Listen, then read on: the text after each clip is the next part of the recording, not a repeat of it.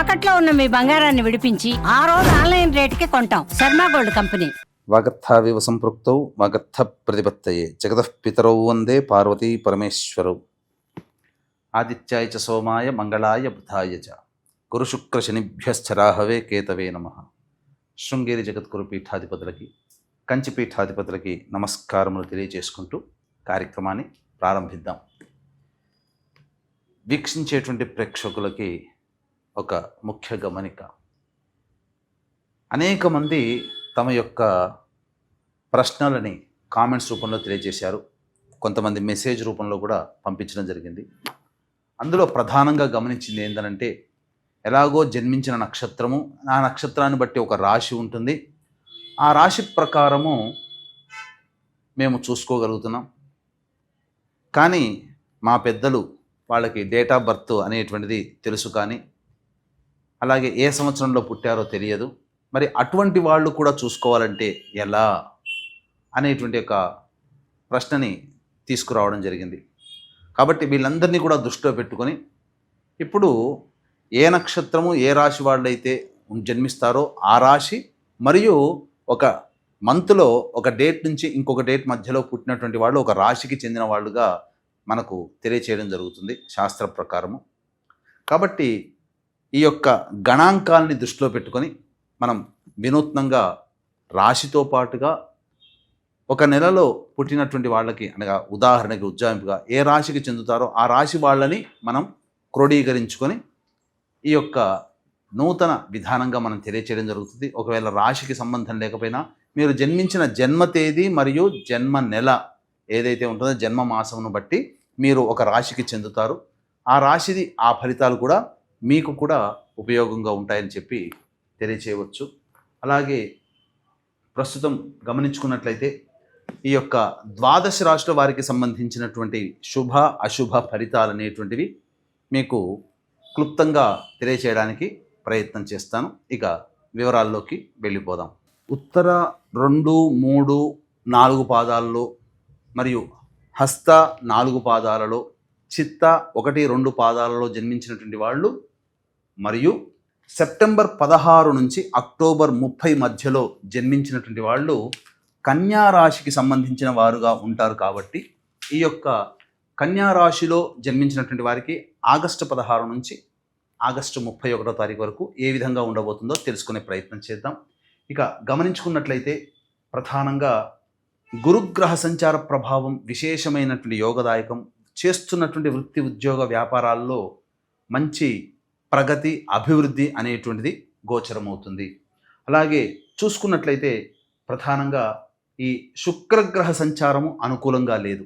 కాబట్టి ఆ వృత్తి వ్యాపార సంస్థల ఉన్నటువంటి స్థలంలో కానీ ఇంట్లో కానీ స్త్రీలతో వాగ్వివాదాలు పెరుగుతాయి, అనవసరమైన ఖర్చులకి మీకు కలుగుతాయి.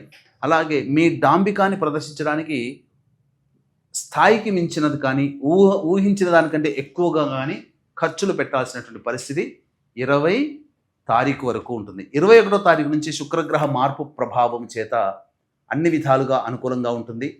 మిమ్మల్ని గౌరవిస్తారు, సంఘంలో పేరు ప్రతిష్టలు పెరుగుతాయి, కీర్తి ప్రతిష్టలు కూడా చక్కగా ఉంటాయని చెప్పవచ్చు. ఇక గమనించుకున్నట్లయితే బుధగ్రహ సంచారం అనుకూలంగా ఉన్నది. ఈ కారణం చేత ప్రధానంగా పెట్టుబడి పెట్టినటువంటివన్నీ కూడాను లాభిస్తాయి, రాని బాకీలు వసూలవుతాయి, స్టాక్ మార్కెట్స్లో పెట్టినవి మీకు చాలా యోగాన్ని కలగజేస్తాయి, అనుకున్న దానికంటే ఎక్కువగానే మీరు ధన రాబడి పొందుతారు. అయితే రవికేతుల యొక్క సంచార ప్రభావం ఇది ప్రధానంగా కొన్ని నిర్ణయాల తీసుకోవడం వల్ల చేస్తున్నటువంటి వృత్తి ఉద్యోగ వ్యాపారాల్లో మీరు వేరే ప్రాంతానికి బయలుదేరాల్సినటువంటి పరిస్థితి వస్తుంది. బదిలీల కోసం ఎదురు చూసేటువంటి వాళ్ళకి ఇది చాలా చక్కటి సమయంగా చెప్పవచ్చు. అలాగే ప్రధానంగా ప్రభుత్వపరమైనటువంటి ఖర్చులు పెరుగుతాయి, ప్రభుత్వపరముగా పన్నులు చెల్లించాల్సినటువంటి పరిస్థితి గోచరమవుతుంది. ఇక రాశిలోనే ఈ యొక్క కుజగ్రహ సంచార ప్రభావము ప్రధానంగా, అలాగే 7వ స్థానంలో శని యొక్క సంచార ప్రభావం ఇది కాస్త శారీరక రుగ్మతలు, చర్మ సంబంధమైనటువంటి అనారోగ్య సమస్యని కలిగించే అవకాశం ఉంటుంది. కాబట్టి వెళ్ళిన చోట నీటి వలన కానీ గాలి వలన కానీ కొంత అనారోగ్య సమస్యలు వస్తాయి ఎక్కడికి వెళ్ళినా. రాహు గ్రహ సంచార ప్రభావం సంపూర్ణంగా యోగంగా ఉండడం, అన్ని విధాలుగా శత్రువుల మీద విజయాన్ని పొందే అవకాశం ఎక్కువగా ఉంటుంది. మంచి యోగాన్ని కలగజేస్తుందని చెప్పొచ్చు. తర్వాత చెప్పొచ్చేది ఏమిటంటే మిశ్రమం ఫలితం కంటే కూడా అధికమైనటువంటి శుభ ఫలితాలు ఈ కన్యా రాశిలో జన్మించినటువంటి వారికి ఉంటాయి. ఈ కన్యా రాశిలో జన్మించినటువంటి స్త్రీలు 21వ తారీఖు తర్వాత తమ యొక్క పేరుని పెంపొందించుకోగలుగుతారు. కీర్తి ప్రతిష్టలు పెరుగుతాయి. మీరు చేసినటువంటి పనులకి రావలసినటువంటి ప్రతిఫలం 21వ తారీఖు నుంచి ప్రారంభమవుతుంది. అలాగే ధనపరమైనటువంటి సమస్యలు తీర్చుకుంటారు. విలువైన ఆభరణాలు కూడా మహిళలు కొనుగోలు చేసే అవకాశం ఉంటుంది. ముఖ్యంగా ఈ రాశిలో జన్మించినటువంటి వ్యక్తులకి వివాహ సంబంధాల విషయంలో ఆచితూచి స్పందించండి. ఎందుకంటే సరిగ్గా సంబంధాలు రావు. వచ్చిన వాటిలో కూడా ఏదో కొన్ని లోపాలు మాత్రం ఖచ్చితంగా ఉంటాయని చెప్పవచ్చు. ఇక ప్రధానంగా విద్యార్థులకి అనుకూలమైనటువంటి సమయము. మీ యొక్క కృషి ఫలితం మీరు ఇప్పుడు పొందుతారు. కోరుకున్న చోట విద్యా సంస్థలలో మీకు ప్రవేశం లభించి తీరుతుంది. అన్ని విధాలుగా ఆనందదాయకంగా ఉంటుందని చెప్పవచ్చు. సంతానం కోసం ఎదురు చూసేటువంటి వ్యక్తులకి చక్కటి సమయము, సంతాన ప్రాప్తి కలుగుతుంది. అన్ని విధాలుగా యోగదాయకంగా ఉంటుంది అని చెప్పవచ్చు. ఇక ప్రధానంగా గమనించుకున్నట్లయితే ఈ నెల 22వ తారీఖు రోజున శ్రావణ మాసం అమావాస్య తిథి, చతుర్దశి రెండూ కలిసి వచ్చినటువంటిది. పైగా ఆ రోజున ఆశ్లేష నక్షత్రం ఉన్నటువంటిది. ఆ రోజున జాతకరీత్యా ఏంటంటే ప్రతి వ్యక్తి సమస్యలతోనే బాధపడుతూ ఉంటుంటాడు. నిజాయితీగా ఎంత కష్టపడ్డా ఆ కష్టపడినటువంటి ఫలితాన్ని పొందలేకపోవడం, ఎన్నో పూజలు చేశాం ఏ దేవుడు కరుణించలేదని చెప్పి వాపోతూ ఉంటుంటారు. అలాగే ధనపరమైన సమస్యలు, ధనవంతులుగా కావాలి అని చెప్పి కలలు కనే వాళ్ళ సమస్యలు కూడా అలాగే పెరుగుతుంటాయి, కానీ ధనప్రాప్తి కలగదు. అలాగే అన్ని అవకాశాలు నోటి దాకా వచ్చి వెనక్కి వెళ్ళిపోతుంటాయి. ఏ పని చేసినా సంతోషం అనేటువంటిది ఉండదు. వివాహం కాక, సంతానం కలగక, దాంపత్యం సరిగ్గా లేక ఇబ్బంది పడేటువంటి వాళ్ళ కుటుంబాలలో ఖచ్చితంగా పితృదోష ప్రభావం ఉంటుంది. పితృదోషం అంటే పిండ ప్రదానము కాదు. పితృదోషం అనగా తండ్రి వైపు 6 తరాలు, తల్లి వైపు 3 తరాల్లో ఏవైనా దుర్మరణాలంటే road accident, fire accident, suicide attempt, నదిలో బావిలో పడి చనిపోవడం, ఇంట్లోంచి వెళ్ళిపోవడం, లివర్ ఫెయిల్యూర్, కిడ్నీ ఫెయిల్యూర్, క్యాన్సర్తో చనిపోవడం, ఇలా సమస్యలు, ఇలాంటివి మరణాలు కనుక ఉంటే అది పితృదోషం. కాబట్టి ఈ పితృదోషం ఉండడం వల్ల ఏ పని ముందుకు సాగదు. ఎక్కడ వేసిన గొంగడ అక్కడ అన్నట్టుగానే ఉంటుంది. కాబట్టి 22వ తారీఖు రోజున చతుర్దశి, అమావాస్య మరియు ఆశ్లేష నక్షత్రం ఉన్నటువంటి రోజున మన పీఠం ఆధ్వర్యంలో సశాస్త్రీయముగా చక్కగా ఈ పితృదోష నివారణ కార్యక్రమాలు అనేటువంటి జరిపించడం జరుగుతుంది. అవకాశం ఉన్న వాళ్ళు కార్యక్రమ తదనంతరం కాంటాక్ట్ చేసి పూర్తి వివరాలు తెలుసుకోవచ్చు. ఇక రోజువారీ కార్యక్రమంలో భాగంగా చూసుకున్నట్లయితే 16, 17, 18 ఈ 3 తేదీలలో ఖర్చులు అధికంగా ఉంటాయి.